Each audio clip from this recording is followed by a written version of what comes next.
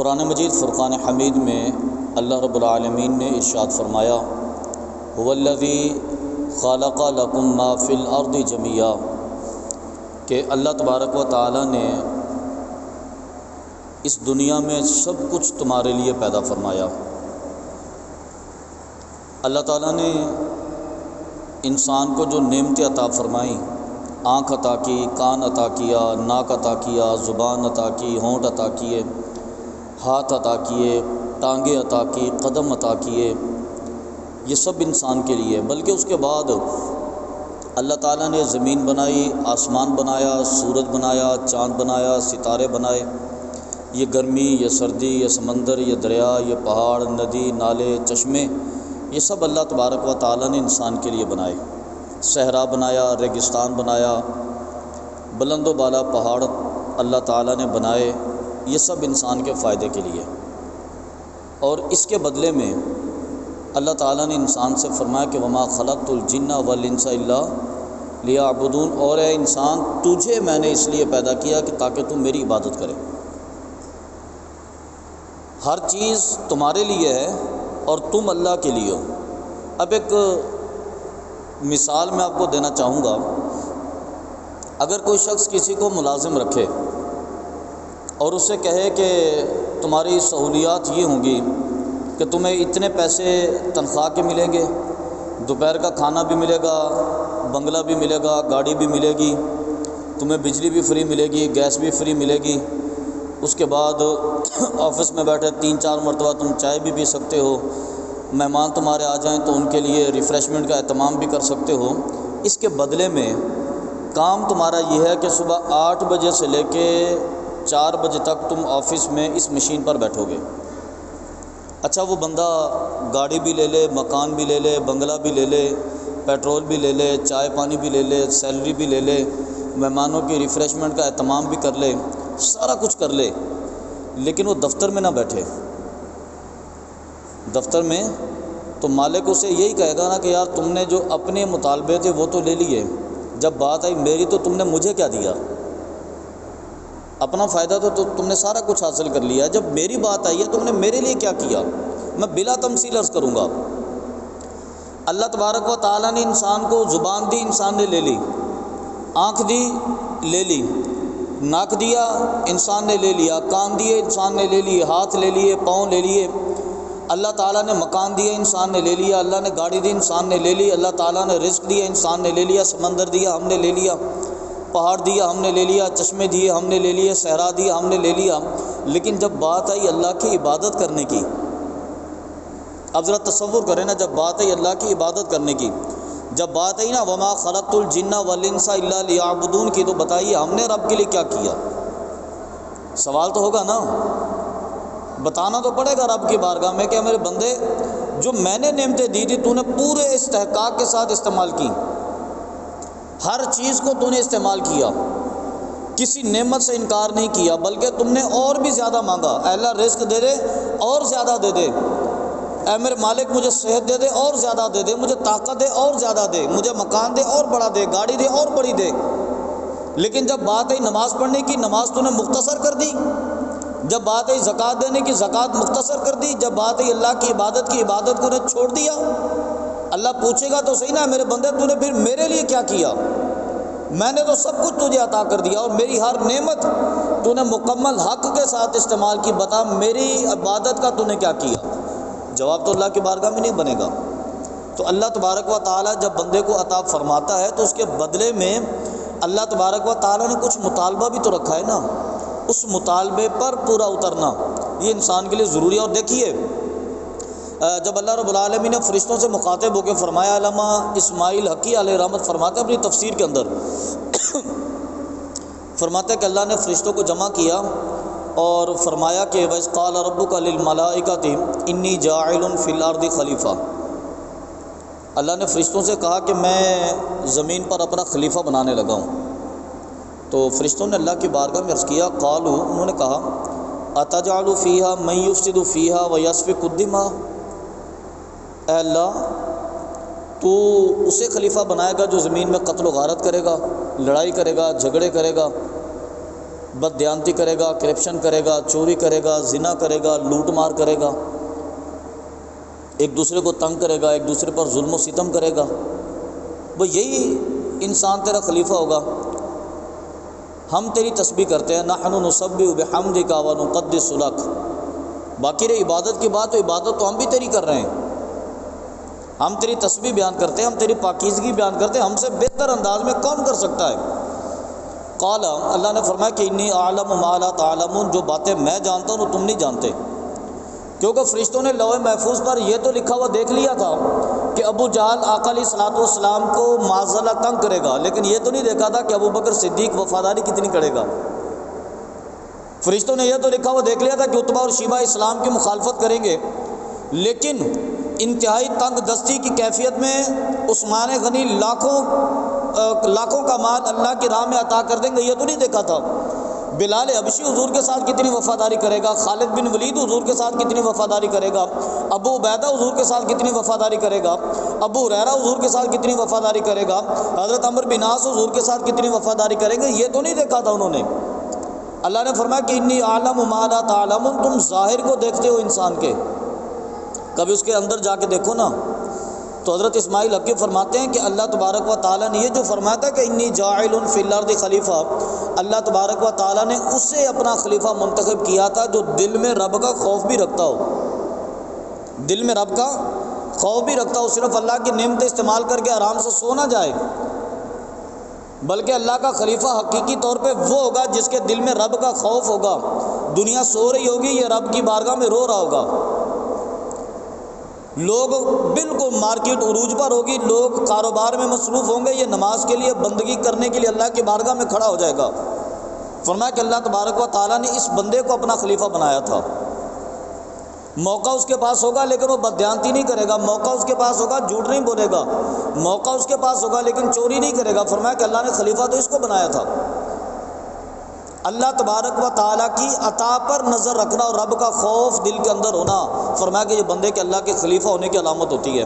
اور صوفیہ فرماتے ہیں کہ بندہ اللہ کی معرفت کیسے حاصل کرتا ہے، معرفت حاصل کرنی ہے نا اللہ کی، کیسے حاصل کرتا ہے؟ فرمایا کہ اللہ کی معرفت حاصل کرنے کا طریقہ یہ ہے کہ دل میں رب کا خوف ہو اور زبان پر رب کی رحمت کا ذکر ہو، پھر تم اللہ کے محبوب بنتے ہو۔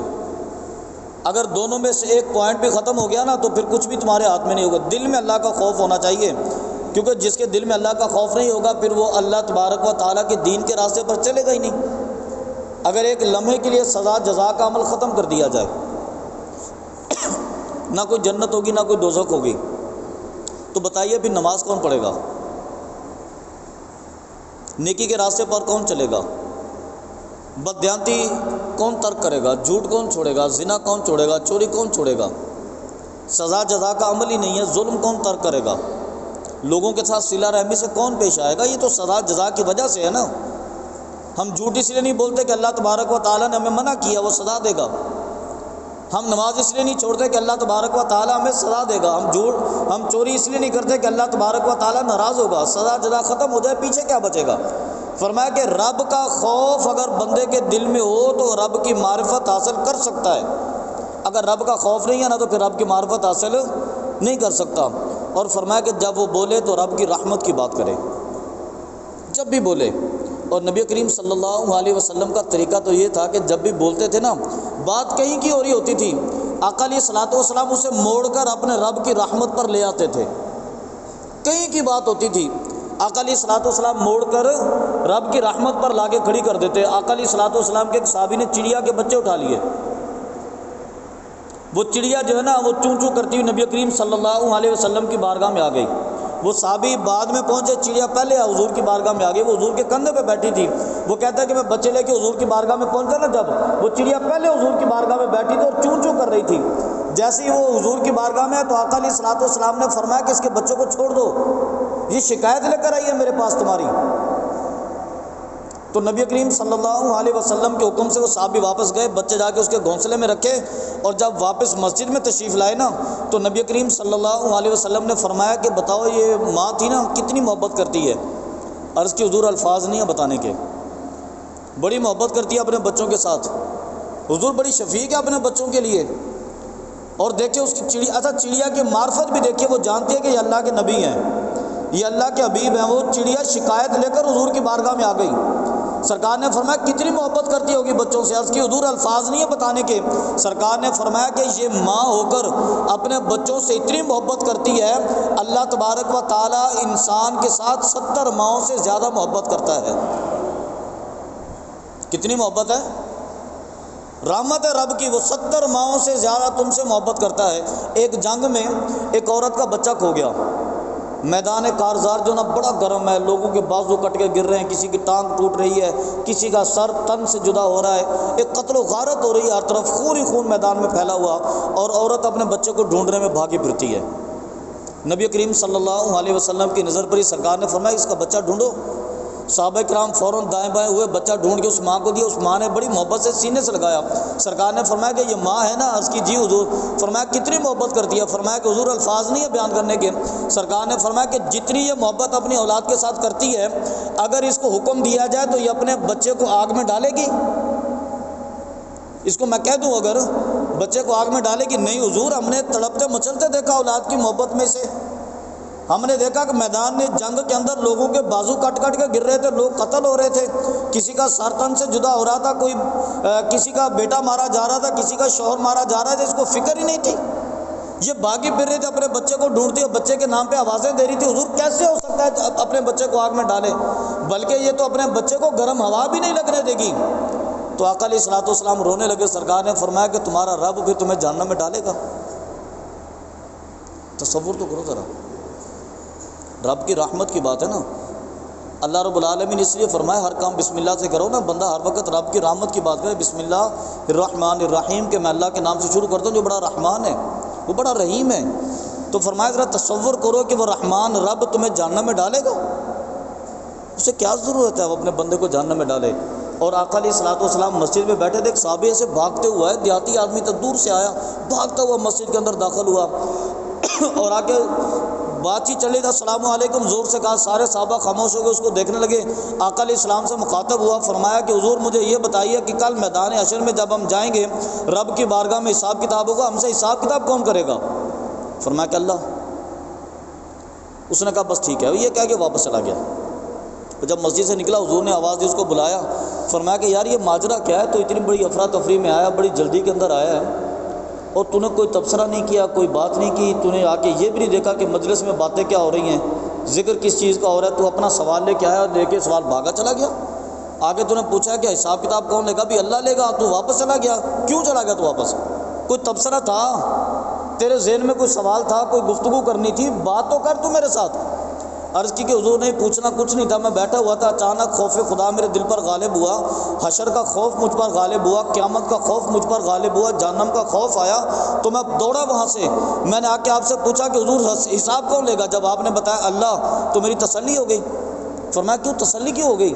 فرمایا اس لیے تسلی ہوگی کہ کریم جب غالب آتا ہے تو پھر معافی کر دیتا ہے۔ جب اللہ حساب لے گا نا تو ہم پکڑے جائیں گے اس کی بارگاہ میں، جب پکڑے جائیں گے نا معافی کرے گا۔ وہ کیسے ہمیں سزا دے سکتا ہے؟ وہ بندہ نکلا تو آقا علیہ السلام رونے لگے۔ سرکار نے فرمایا کہ یار یہ بندہ تھا تو عام آدمی، لیکن یہ بہت بڑا سبق دے کے چلا گیا کہ رب کی بارگاہ سے مایوس کیسے ہوا جا سکتا ہے یار۔ وہ رب کتنا کریم ہے اپنے بندے کے لیے، وہ کتنا رحیم ہے اپنے بندے کے لیے، وہ کتنا شفیق ہے، وہ کتنا مہربان ہے اپنے بندے کے لیے۔ فرمایا کہ جب رب اتنا مہربان ہو سکتا ہے تو بندے کو عذاب کیسے دے گا؟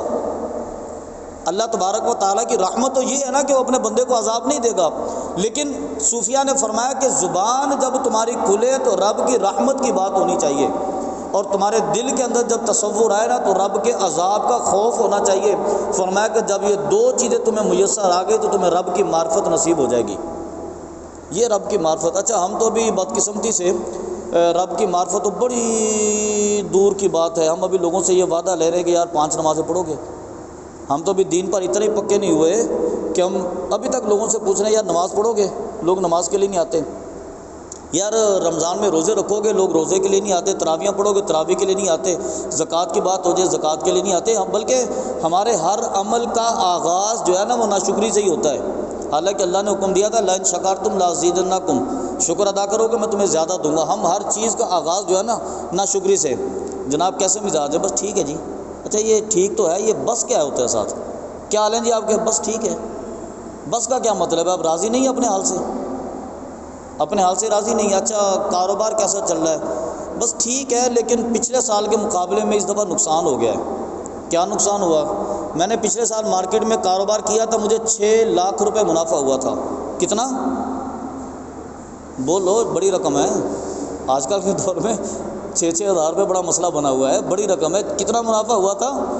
اللہ دے گا آپ کو، زور سے ذرا، ہاں بولتے نہیں آپ لوگ۔ ایک تو پچھلے سال میں نے کاروبار کیا تھا، منافع ہوا تھا 6 لاکھ، اس دفعہ میں نے کاروبار کیا، منافع ہوا 4 لاکھ، مجھے 2 لاکھ کا نقصان ہو گیا۔ بھیا نقصان کس چیز کا ہو گیا؟ وہ بھی رب کا فضل تھا، یہ بھی رب کا فضل ہے۔ وہ نہ دیتا یہ 4 لاکھ بھی نہ دیتا۔ یعنی کہ ہم پہلے اپنا نقصان لے کے بیٹھے ہوتے ہیں۔ جناب کاروبار کا کیا ہے باجی؟ 2 لاکھ کا نقصان ہو گیا۔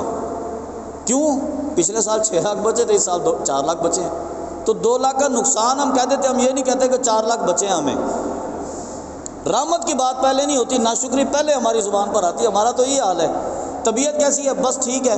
یہ ٹھیک ہے تو ٹھیک ہے، یہ بس کا کیا مطلب ہے؟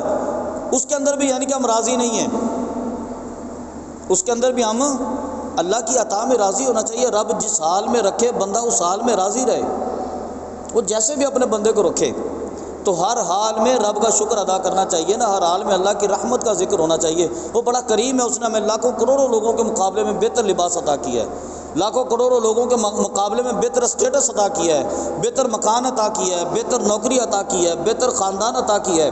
اللہ تبارک و تعالیٰ کا کرم ہے کہ دنیا کے اربوں لوگوں کے مقابلے میں ہم زیادہ بہتر ہیں۔